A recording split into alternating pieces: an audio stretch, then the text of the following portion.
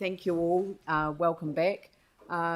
And thank you to everyone for bringing us to this point. I just wanted to acknowledge the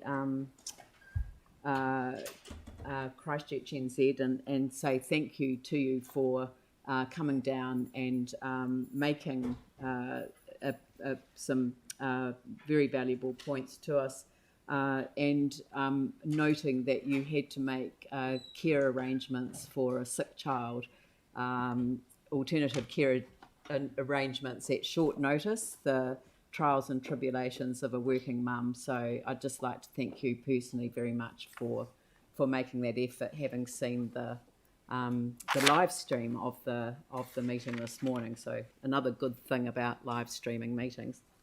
So now we move on to the council resolution that's before us and the amendment as well. I did want to note that as a result of looking at the amendments, the mover, myself, and the seconder would like to accept one of those amendments into the actual resolution, which is to change. Can we scroll up?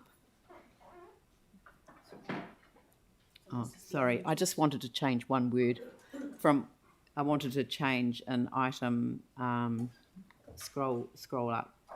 No, the other way, sorry, down. Where is it? Oh, yeah, note that the council has requested a report to the August meeting of the Finance and Performance Committee. So it will, rather than the September meeting, there will be a report to the August meeting of the Finance and Performance Committee regarding future project structure and processes.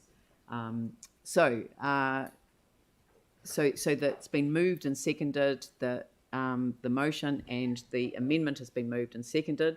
We will have one debate, and then I will put the amendments, and then I will put the motion. So I'll open up the debate. Today's meeting's actually a very fundamentally, it's a fundamentally important decision that we need to make. We need to approve a design direction for the Canterbury multi-use arena in an effort, I believe, to minimise a multi-million-dollar cost increase to the Central City's final anchor project. And that's what it is.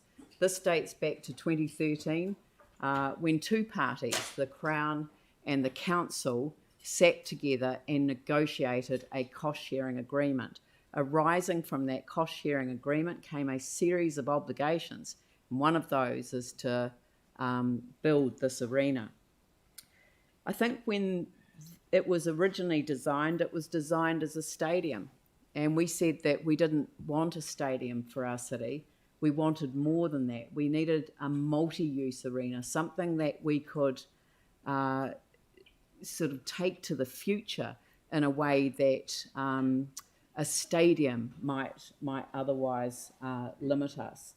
And so today is about recognising the reality of the impact of the global pandemic, which has had global impacts. In other words, the cost escalations these have caused are not unique to this project. These costs have escalated worldwide as a result of the pandemic. I'm sure they have impacted Te Pai and Parakiori, our metro sports facility, and it will have impacted private sector developments as well. I'm noting that I can't see progress that we would have expected to see on the balance of the convention centre site. It's not surprising. I'm not surprised by that at all. I get it. I understand why you wouldn't be proceeding with that part of that development today.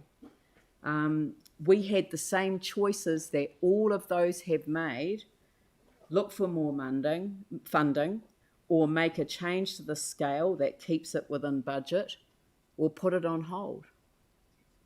The other three options that others have looked at and considered, and this is the only one of the decisions that's actually being taken in the public arena.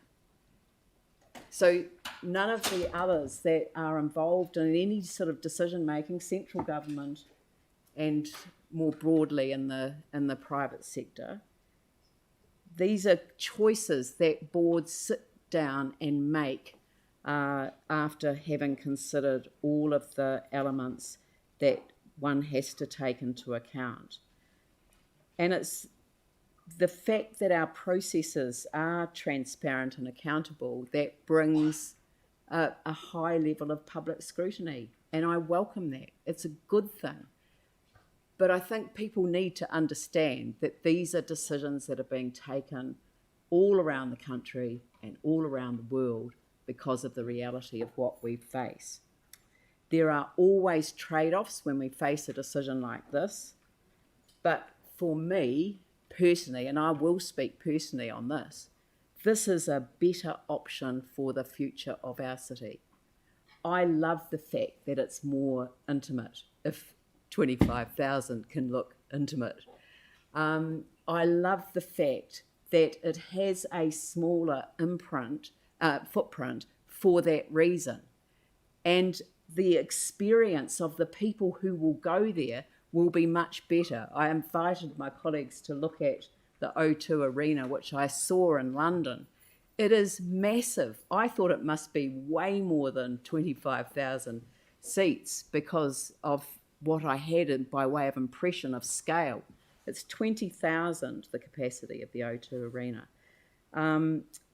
This will be, as I said, the cost-sharing agreement was signed in 2013. This will be opened a decade later. Things have changed. We heard from several people that attendance at sports events is declining all around the world, and this was pre-COVID. So it's the experience.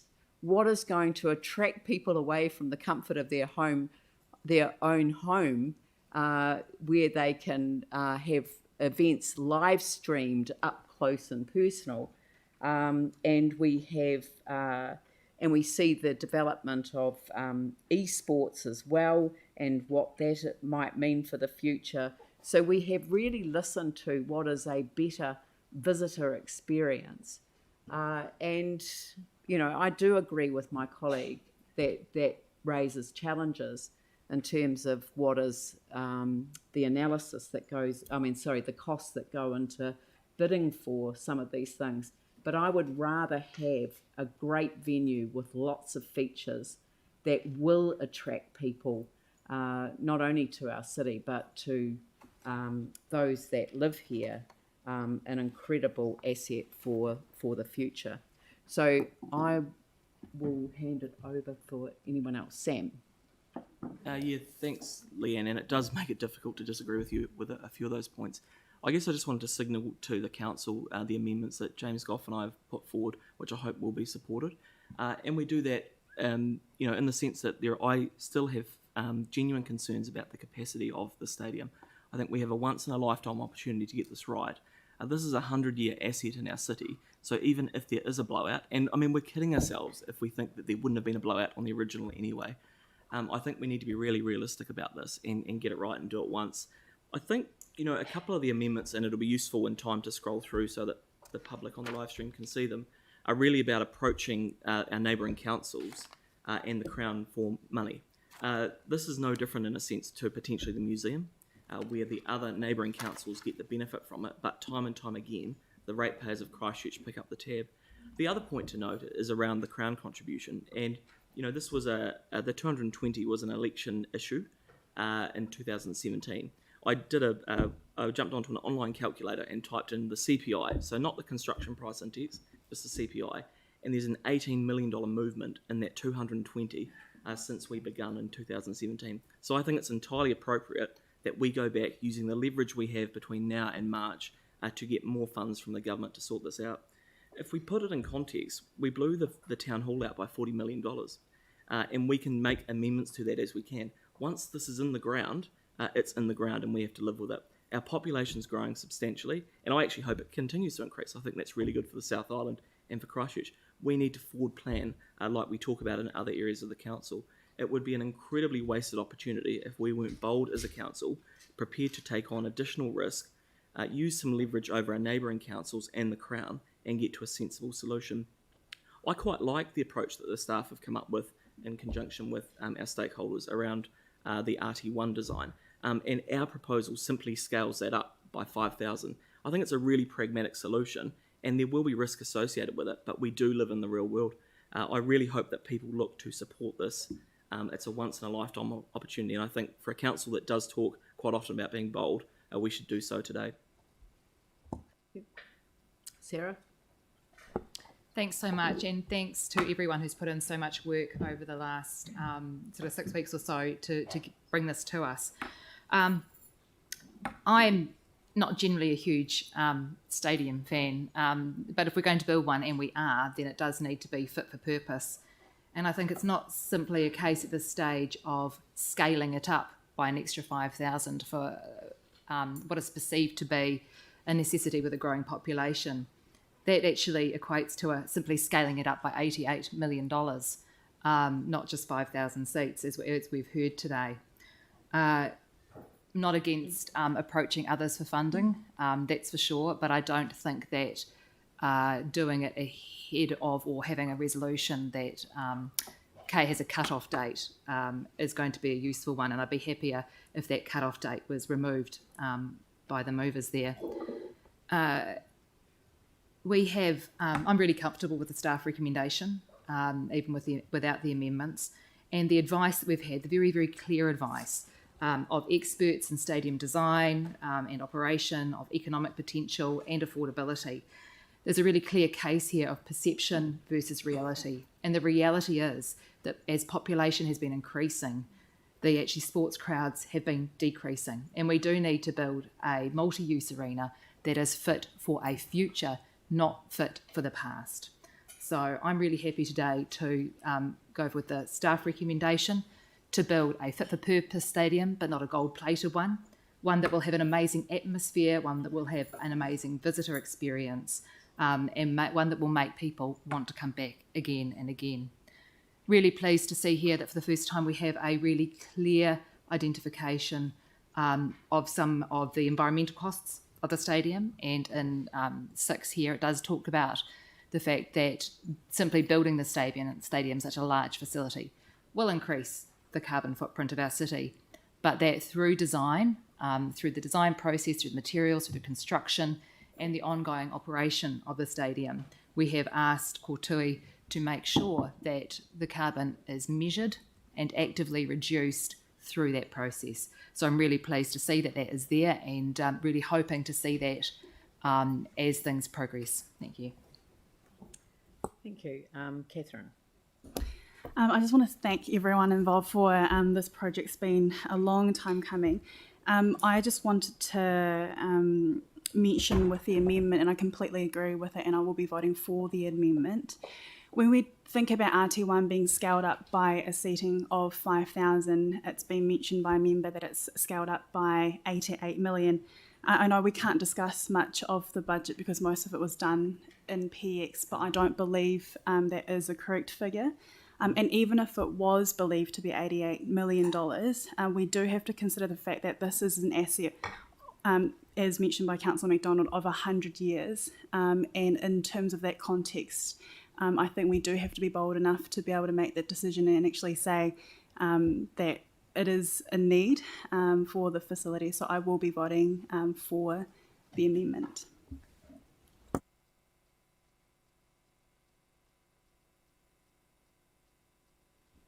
Sorry, Pauline and then Aaron.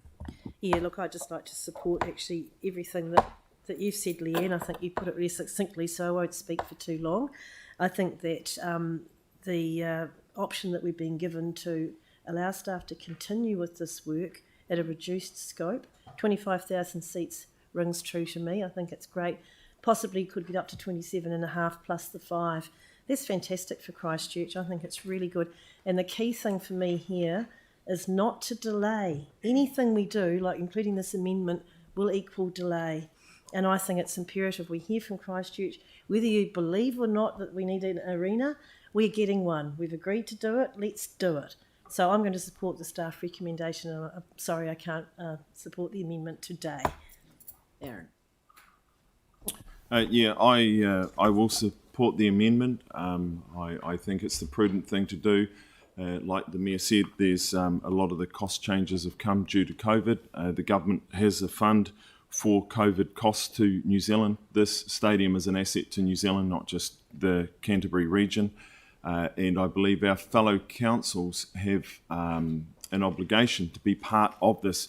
We should at least invite them into the tent for a conversation around that, because that 5,000 extra seats has a spillover effect to those councils for bed demand in the city when major events are on, so they will benefit from it financially. So we should at least have the courtesy to give them the opportunity to say yes or no to the size of the stadium and be part of that conversation.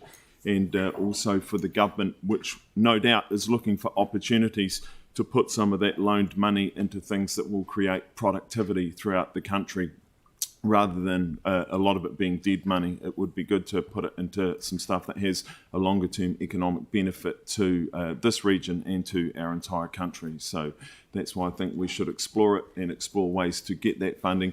And yes, some sports are selling less tickets, especially when there's saturation in the market, but there are plenty of sports teams and leagues around the world that still sell out. Try getting Lakers tickets next time you go to LA. They start at $100, they average at $736 US for a ticket, and they sell out. So when sports marketed properly, you can fill your stadiums.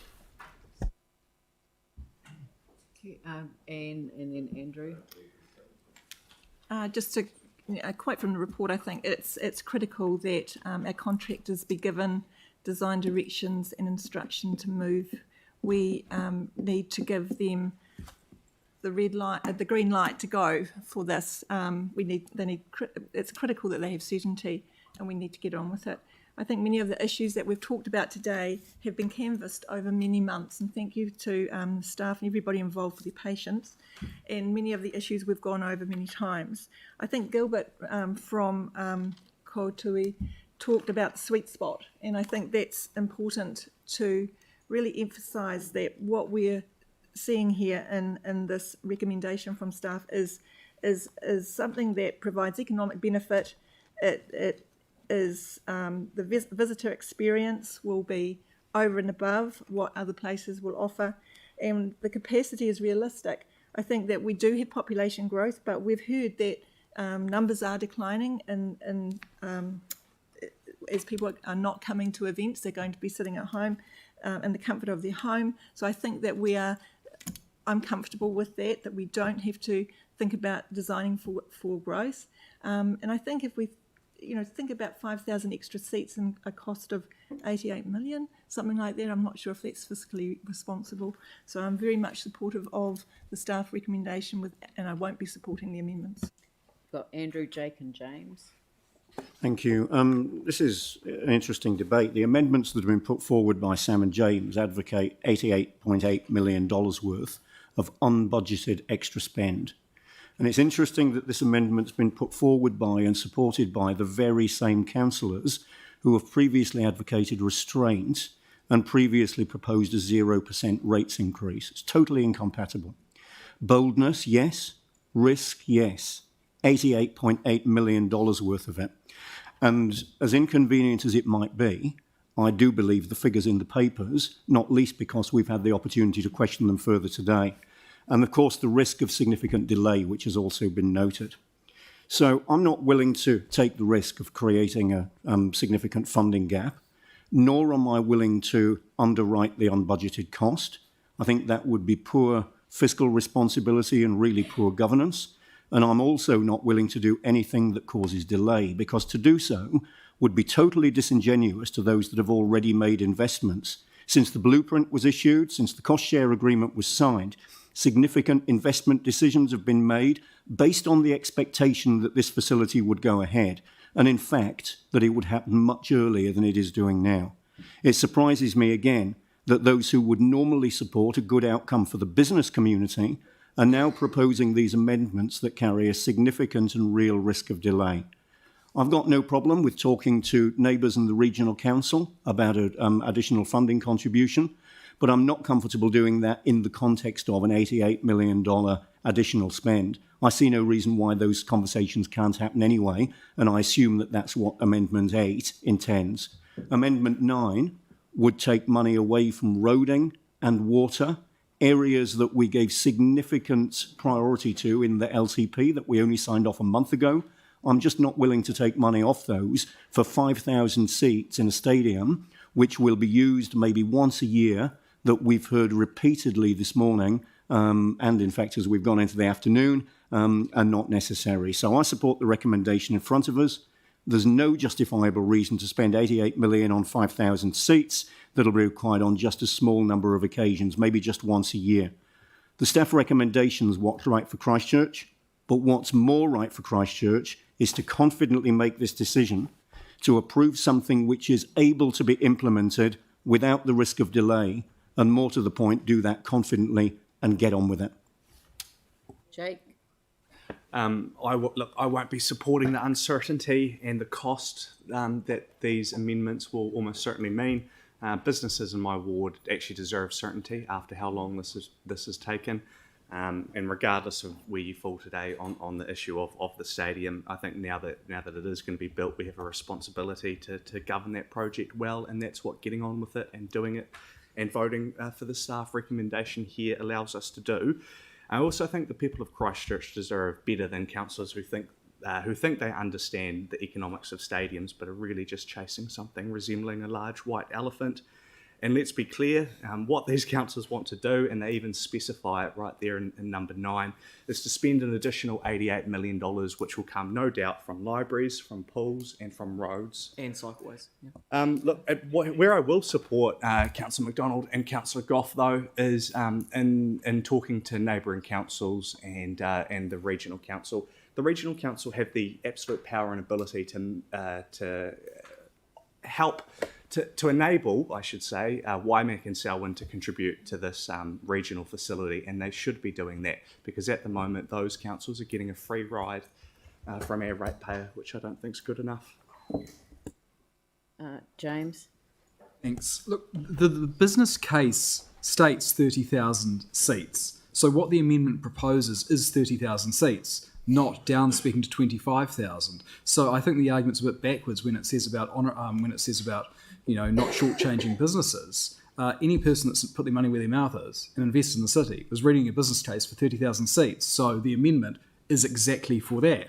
What you're debating right now and potentially going to support is down-specking it to 25,000 seats. Look, everyone is also familiar with the expression that capital expenditure costs less than operational expenditure, and that's because, sorry to tell you how to suck eggs because you know this, but it's because we borrow for it and spread that cost over 30 years. But to put this into perspective, and as a number of councillors have alluded to, we're not going to have citizens going to a new multi-use arena at year 31. This is going to be here for 60, 70, 80, 90, 100 years. So I do hope that time frame puts this legacy project into perspective, that this is going to benefit Christchurch and the wider Canterbury region for literally generations to come. The reason we've put this amendment is because the preferred proposal to reduce the scope is being done to meet the budget. And I think, in my personal opinion, that's trying to find an answer to the wrong question. My preference is not to reach for the machete at this point, but instead to look to increase the budget to retain what we have said that we were going to do. It's essentially RT1 with 30,000 seat capacity plus the concourse instead of the proposed reduction to 25,000 seats.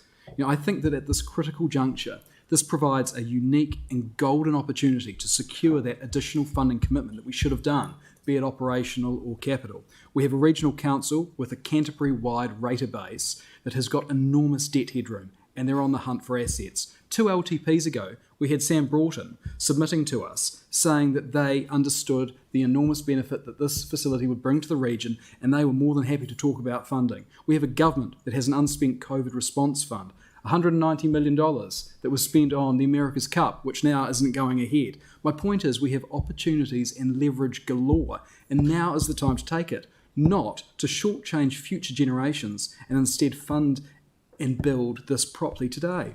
So cutting the items that generate revenue, i.e. seats, cuts that diminish our competitive advantage, cuts that diminish our ability to be taken seriously for securing test status of a Tier 1 standing, cuts that reduce the amount of numbers of people visiting Christchurch and spending money here. This reduction in scope does bring the budget down, but it certainly comes at a cost, and my belief is that cost is not worth it. I don't mean to be flippant, but $60 to $90 million capital fine is not a deal-breaking sum for something so monumental for the future of Christchurch and Canterbury. So I've put this amendment with Sam McDonald. I'll obviously be supporting it, and certainly for the sake of our future, I hope that you do too. Thank you. That's anyone else? Oh, Mike, Yanni, Melanie. Just quickly. I wonder if actually people listen to the expert advice that we have had today. It's actually been very clear that 25,000 seater capacity with the ability to have 36,000 at concerts is actually the sweet spot, and it's the right decision to make. Adding another 5,000 seats for $88 million just for one event a year, if you're lucky to get it, it just does not make sense. And we've heard that loud and clear. Look, I do agree with Councillor Keown's statement about the LA Lakers and about how they sell out the crowds. Their capacity at Staples Centre is 20,000. And that's because it's the sweet spot. And that's what we've got to make sure that we get, is a stadium that actually has really good user experience. And we've heard from the people that actually are in the business that this is what we're going to go forward with. The risk of increasing it to 30,000, triggering a consultation, and then actually having to say no and delaying the project even further and creating uncertainty is just not worth it in this environment. So I will not be supporting the amendments. Thank you. Yanni. Thank you. I'm maybe in the unique position of not supporting this, but the amendment or the substantive, because I have a very different view. My view is that the issue that we're faced with in terms of risk and cost stems from the fact that the government of the day designated a public facility to go on private land at an extraordinary cost. We could save a lot of money for this project if we simply built it on the existing Lancaster Park rather than built it on private land that's been acquired at great expense. To think that Lancaster Park is literally about 3 to 4 blocks away from where the proposed new stadium is going, and that would have a negative impact to keep it at Lancaster Park because of the proximity to the central city, I think is really far-fetched. The reality is that Lancaster Park is in the central city, and for those of us that remember when the Bledisloe Cup was held there, people walked along High Street and up Ferry Road to the old stadium, and it was very successful. So I think we need to think again about what we're doing here. This land would be incredibly valuable at the proposed site for housing. We've seen the demand for housing, and we've got a desire to get more people living in the central city. My solution is to save money, build a purpose-built stadium at the existing Lancaster Park site, and realise the value of the land is better used for things like housing. Just a few other comments I want to make. One is the whole idea of subsidising an extra 88 million or 100 million to get the extra seats. It simply is financial ludicrousy to have to pay an incentive to balance that against the cost of the incentive bids that you may choose to put in. The numbers do not stack up to justify the extra 5,000 seats from the information that we have been given. But also more fundamentally, the whole issue of the future of sports and of cultural events in terms of big stadiums needs to be considered. E-gaming through COVID, but also as a trend is going to more online streaming, as is, we've heard, spectator sports as well. So fundamentally, I do not believe that we're in a good situation in terms of the public ratepayers having to subsidise professional sports and professional events. It is simply unsustainable to continue along the path that we are continuing, and we should be looking to save as much money as possible by being a lot more strategic. I'm also incredibly disappointed that despite options for additional private investment, things like car parking, hotels, accommodation, synergy across the site has not been considered as a way to reduce the cost and provide ongoing operational sustainability. I will support the regional rate because both Otago and Wellington had a regional rate from the regional council to support their stadiums, and I can see no reason why the benefits across our region shouldn't be accrued here for the rate as well. Thank you. Melanie.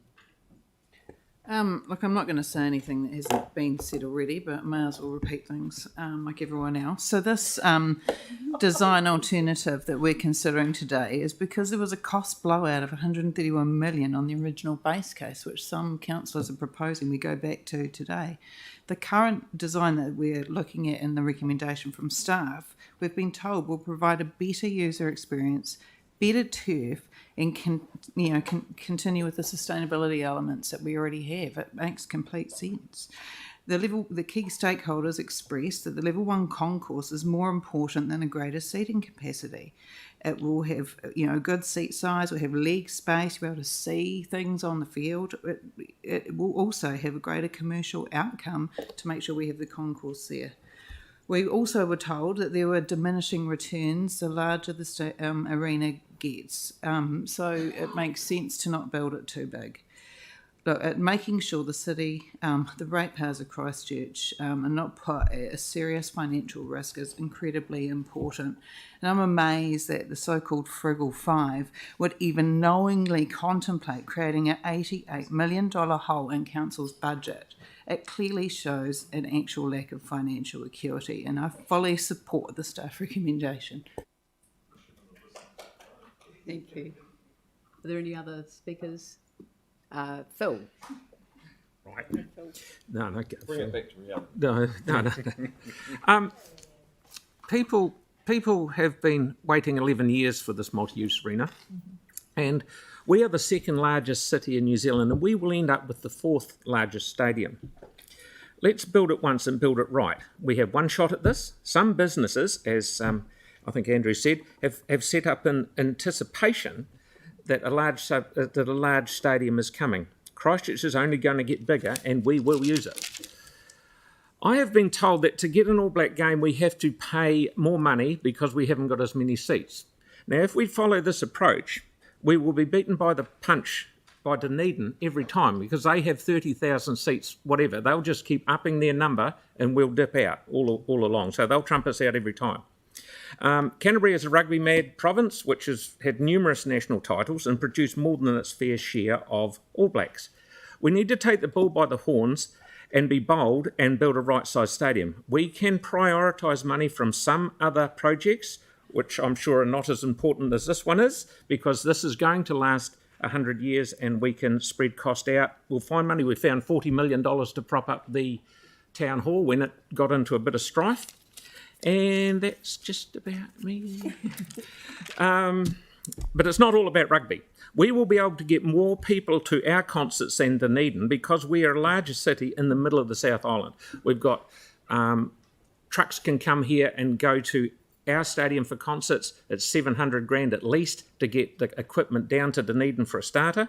And the one thing I do want to have is the biggest stadium. So I feel sorry for the the restaurateurs, hospitality people that have thrown their heart and soul into the city, and they're not getting the people here to fill their beds and bars and restaurants. So, and that's all cool. And just to let Yanni know, we didn't actually pay a lot of money for it. I think we only paid $1 for the land. Sorry. Thank you. Thank you. Right. Well, that brings us to the end of the debate, so I'll just wrap it up. I think that it's really important that we don't lose sight of the fact that we are going to be able to offer a premium arena experience and host major concerts, cultural events, exhibitions and sporting fixtures that will entertain our residents and visitors to the city. It will be a magnet. It will be quite different from any of the other offerings around the country. I've heard it said before, but size doesn't matter.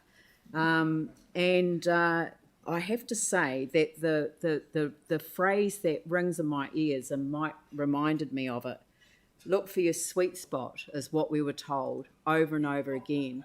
And what's the right size for Christchurch. It is not about the capacity, it is about the experience. And therefore, I'm saying that this is our sweet spot. The exponential increase in cost for seats that we might fill once a year is simply irresponsible. So for me, I'm going for the staff recommendations. I'm not supporting the amendments. There are things that we should continue to discuss with our neighbours as we go through this process regardless, and so I'm just simply going to take that on board while not supporting the amendment. But I do think that it's really important that we send a very strong signal about the desire to move forward today. So on that note, I will put the amendment first, and I'll get you to do a division. Thank you. Are you going to put them separate or? Oh, number 8 needs to be separately. Okay. 7 as well. So just I'm doing all of them apart from 8 in the amendment. And 7? And 7.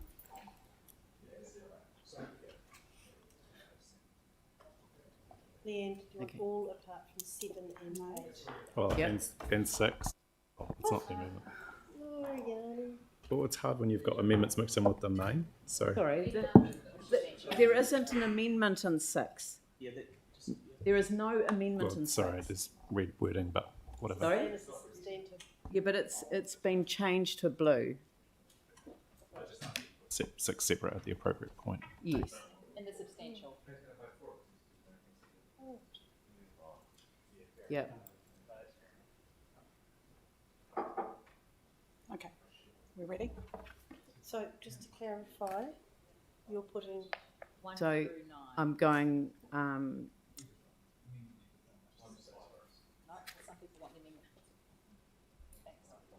Which one separately? Yanni wants 6 separately. I'm doing the amendments first. So can we just, sorry, can we go back up to the top? So I'll just go through them one at a time. So the amendment to 1B and the amendment to 3 and 9, is that right? So I can do them as one block? You see the amendments? What? On 3, the mover has recommended that they've removed these amendments do not impact on the overall budget. Yeah? Yeah, we wanted that. Okay, just remove. Delete 3. Delete 3. Yeah, delete 3. It's just a noting provision anyway. Right. Okay. So it's essentially I'm putting it's the amendment to 1B, and I'm putting the amendment by adding a new 9. Right. Okay. Councillor Templeton. No. Councillor McClellan. No. Councillor MacDonald. Yes. Councillor Johansson. No. Councillor Galloway. Councillor Coker. No. Mayor. No. Councillor Major. Yep. Councillor Kewen. Yes. Councillor Goff. Yes. Councillor Davidson. No. Councillor Cotter. No. Councillor Chu. Deputy Mayor Turner. No. That's 1, 2, 3, 4, 5, 6, 7, 8, 9. That's right, it's 14 for Chinese. 1, 2, 3. No, 1, 2, 3, 4, 5. Yep. Okay. So that's 9. That's carried. That's lost. Sorry. Oh, sorry. That is lost. Can I have? It's my call to call the result. Oh, sorry. The amendment is lost. Can we move to the other 2 amendments? The other, yeah. So do you want them put together or separately?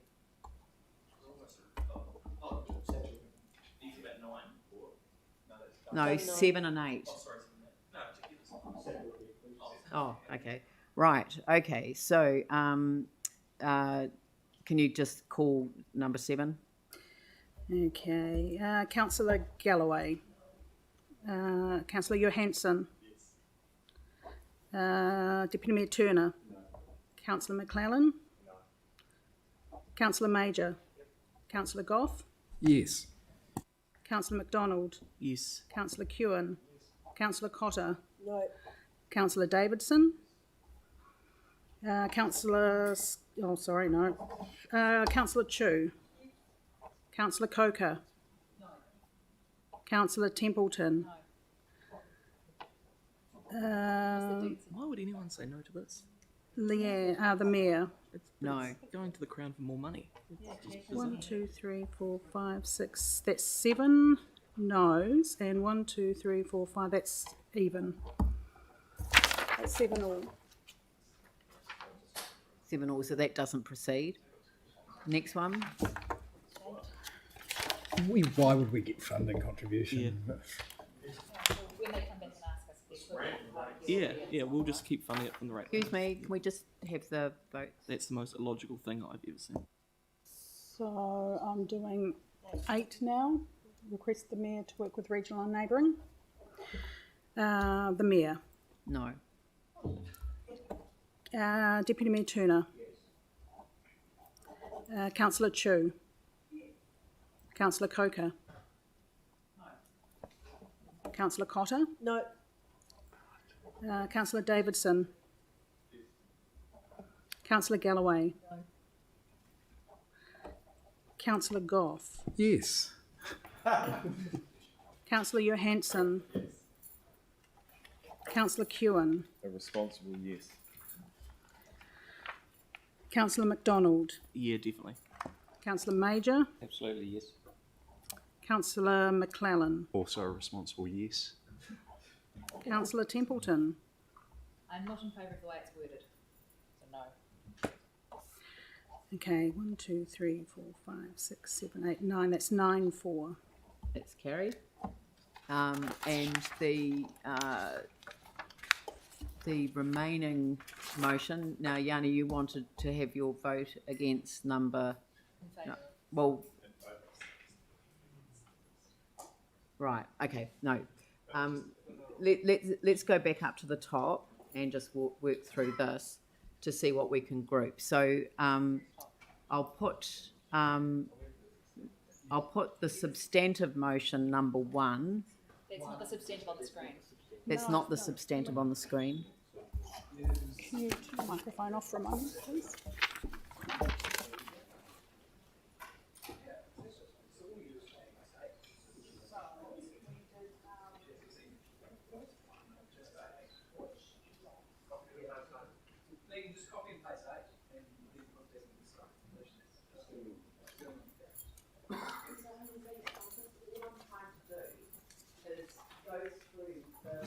Sorry, I'm going to go through each of the resolutions that need to be dealt with. I suppose there's nothing in here that people are going to, except for item 6. It seems that people that are going to vote against the resolution, which I'm assuming will happen, will want to support though that. Well, they're only noting provisions, so I suppose it doesn't matter. And probably the stadium capacity. Well, there's a number of ones there that hadn't changed, though, too. Yeah. Yeah. Okay. Don't have a problem if things didn't change. So we're just going to put the resolution as amended. Yep. All right. Okay. So so if you would like to call the resolution as amended. The amendment is amended, or putting the bits that have passed into the substantive. Because This is the resolution as amended. Oh, hold on, except for the capacity though. Yeah. What? The capacity. That's fine. That's not it. Put the It's substantive. That is 30. not that. Can you put up the substantive motion? Please. Oh, Just confusing everyone. Yes. Staff recommendation. That's it. With the addition of number 8. Was it 8? I think it was 8. 9. Yes, it was 8. yes, you're right, it was 8. Give us a moment. 8's underneath that. scroll up there. Number 8. The thing is, like, number 7, we don't have any required budget because we voted against stuff. There's no additional one. Just saying. Yeah, number 8. No, not spending a cent. That's it. Well done. Yep. Okay. You go. Right, so this is now what you're voting on screen. Yep. Okay. Right, councillor. Okay, do we need to put 8 separately? No, it's fine. It's part of it's past a different. No, that's I want to vote for it. that's the resolution. I don't want to vote for it. But if you can vote, have your vote recorded against number 8. I That's will. fine. Thank you very much. So if you want to record your vote against a particular item for some reason, then you can. Right. Ready? Off you go. Councillor Kewen. Councillor McClellan. Councillor MacDonald. No, except yes to bringing the August report. So the yes to 7, but not everything else. And 8. Oh, sorry, and 8. Oh, yeah, Okay. of course. Yes to 7 and 8. And actually 1B as well. But Councillor Davidson. Councillor Galloway. Councillor Chu. Okay. Councillor Coker. Councillor Cotter. Yes. Oh, except not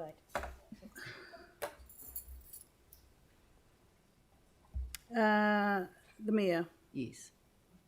Councillor Templeton. Aye. Councillor Major. Deputy Mayor Turner. Yes.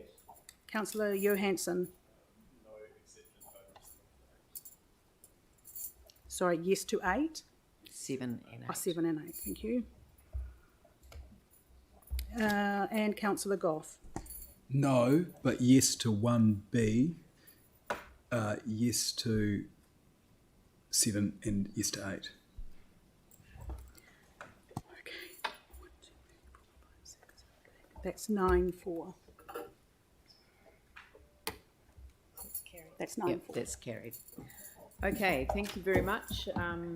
That brings the meeting to a close, and I will ask Mike Davidson to close the meeting with a karakia whakamutunga. Unahia, unahia. Unahia ki te uru tapunui. Kia wātea, kia mama. Te nāko, te tinana. Te wairua I te ara takata. Koia rā e rongo. Whakairia aki ki ronga. Kia tina. Tina. Huie tāki. The meeting is closed.